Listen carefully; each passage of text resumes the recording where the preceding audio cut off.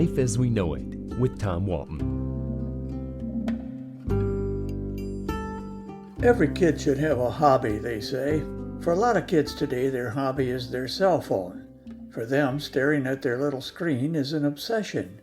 To be fair, many adults I know do the same thing. But I am not obsessed with it. For me, my cell phone is two things. First, an actual phone, and second, a camera. I use it sparingly for both, unless I'm with my grandchildren. Then I take a lot of photos. Let's be clear, I'm not knocking a hobby that becomes an obsession. For me, it's baseball, and more specifically, baseball cards. Like millions of other kids growing up in America in the 1950s, I became a collector of baseball cards at an early age. Whenever I had some coins in my pocket, I would walk to the corner grocery and buy another pack of cards. What I remember so clearly was the smell of the unopened pack, the wax wrapper, and of course, the bubble gum. For me, the pink slab of gum was an unwelcome intruder, something I immediately tossed away. I didn't care about the gum. All I wanted were the cards inside. Over time, I accumulated several hundred of them. I stored the cards in shoe boxes, separating the players by team and wrapping their cards with rubber bands. Here comes the painful part.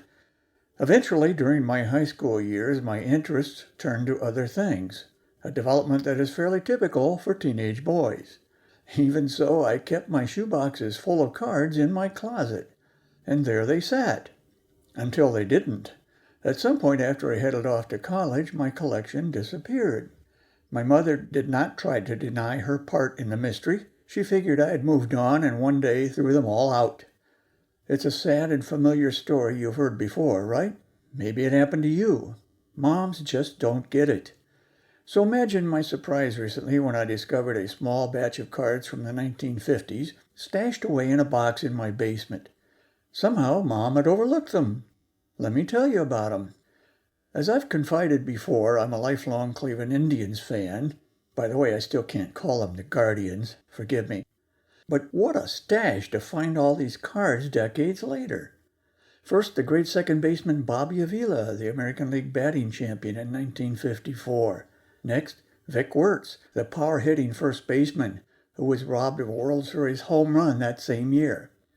Then two guys who have always been my two favorite Cleveland Indians of all time, Rocky Colavito, maybe the most popular Cleveland player ever, and still the people's choice after all these years, and Larry Doby, the first African-American in the American League.